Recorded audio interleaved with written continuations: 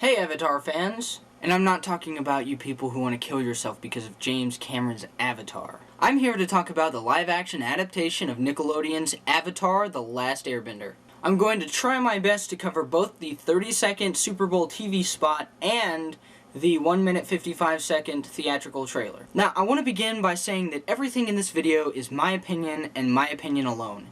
If you don't like this series or you have a problem with the casting, please keep it to yourself. I am not interested in listening to any of these same old arguments regarding the nationality of the cast members. You may notice that ratings have been disabled for this video, and comments are by approval only. Unless, of course, you're one of my YouTube friends. Please, just save your time and my time, because regardless of what you boycotters say, I'm going to see this movie and nothing can change that. If you have something positive to say, or you have concerns other than you think the movie is being racist, then feel free to add me as a friend on YouTube. That way you can leave comments without me having to approve them. And instead of rating this video, you can show me your support by subscribing to my channel, because I will definitely be talking more on this subject as more information comes out. Now, I feel like I've wasted enough time on the boycotters and the race benders, so let's move on to the point of this video. The trailer looks awesome. So what I'm going to do is I'm going to cover some of the details and then some of the speculations that we can draw from both trailers. Now, I ended up having to watch the Super Bowl TV spot about 10 times before I even noticed that Opa was actually in the trailer. And for those of you who still have not seen Opa, here's a clip. I'll slow it down, I might even zoom in, and there you can go. Now, I know it's nothing huge to go on, but from the looks of this shot, we can see that his movement seems very lifelike and smooth. And from what I can tell, it looks pretty darn good. Of course, anything looks good at a distance, so I went and found designs of the toys based off of the live-action movie. Isn't that face just adorable? Can't see the arrow? Well, when you look from above, you can see that it looks just like the design from the show. His face is a little bit different, but it looks a little bit more realistic, and overall, I am so pleased with Oppa's design. There were so many different ways that they could have gone with this, and instead, they went with pretty much 99% of the cartoon design, and I absolutely love that. I think Appa's going to be great. Now, in this toy, we see Sokka, but ignore him and looky here. Oh, you see it? That's Momo! And we can also kind of see Momo in this shot with Appa. A lot of people noticed that. I didn't notice it until it was like slowed way down.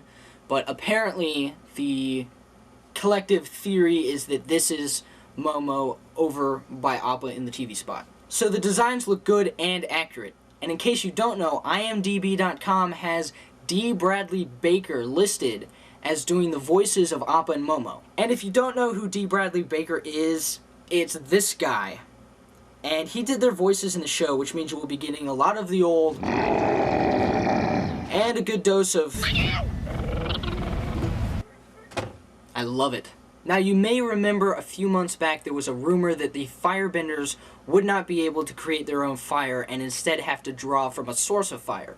This came from a piece of the script that allegedly leaked. The script could have been an early draft of the actual script or simply something used for casting purposes, but within the script it mentioned that Sozin's comet would allow the Firebenders to create their own fire. Now, I do think that making the Firebenders having to pull from a source of fire in order to bend is understandable, because that's how the other three nations have to bend the elements. They can't create earth, and they can't create water, and they can't really create air, so they have to rely on what's around them. So it makes sense, but for a invading army, it does make them very limited. So let's say that every firebender needs a source of fire to bend from. That means that they will always have to carry around a source of fire and keep it lit in order to use their bending. But let's think logically here. When you light a match, what's the easiest way to put it out? Well, you blow it out. Air. Air bending. Now let's say you've got a campfire going. Now what's the best way to put that out? You dump some water on it. Water bending. What's one more way to put out a campfire? Well, you dump dirt on it. Earthbending, dirt, water, and air, the 3 easiest ways to put out fire. So that means that every other type of bender fighting against the Fire Nation simply has to extinguish a firebender's source of fire, and then they are no longer able to bend. Seems like a big issue to me.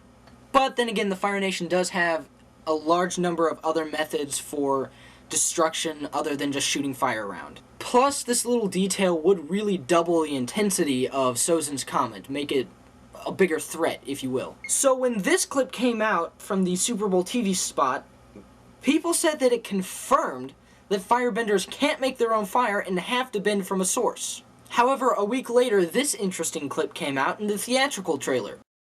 Here we can see Uncle Iroh clearly shooting flames from his hands and not from a source.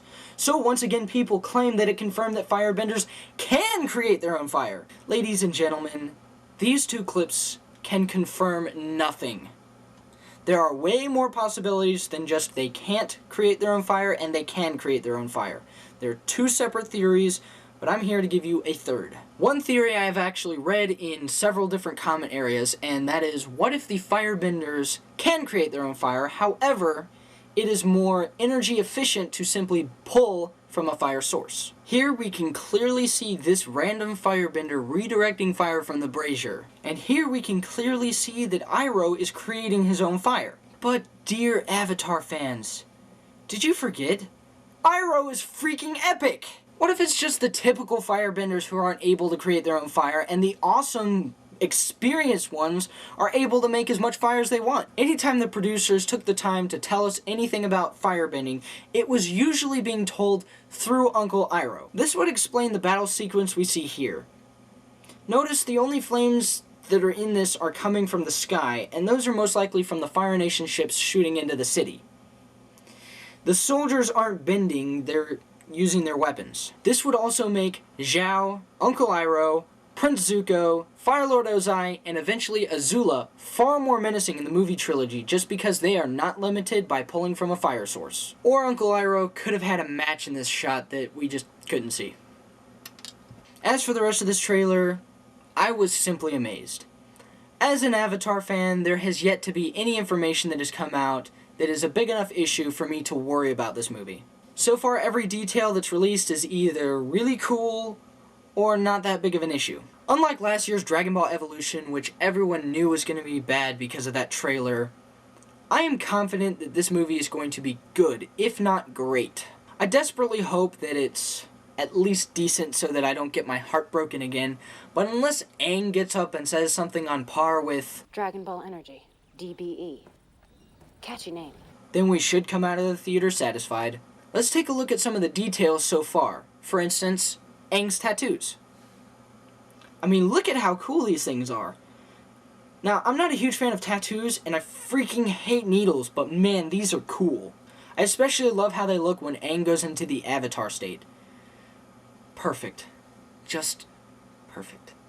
Other details include Katara's necklace, which we can see here is a very similar design. The necklace is more ovally and it is a darker blue, but it is there nonetheless. I especially love this shot, which is taken almost directly from the show. I absolutely love this. Just a little nod to the original series, and I expect that we're going to see a lot of similar things like this. And I especially like the design of the Northern Water Tribe. Some of these backgrounds and landscapes are just simply amazing. Even this bell screams Water Tribe to me for some reason. The Fire Nation ships look really good as well. We've also got the spherical iceberg that Aang is found in, and his freaking glider.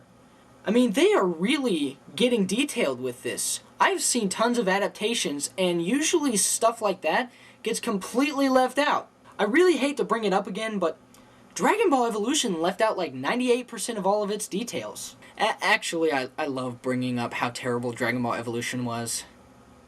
It almost makes up for the part of my heart that was ripped out and fed to Justin Chatwin.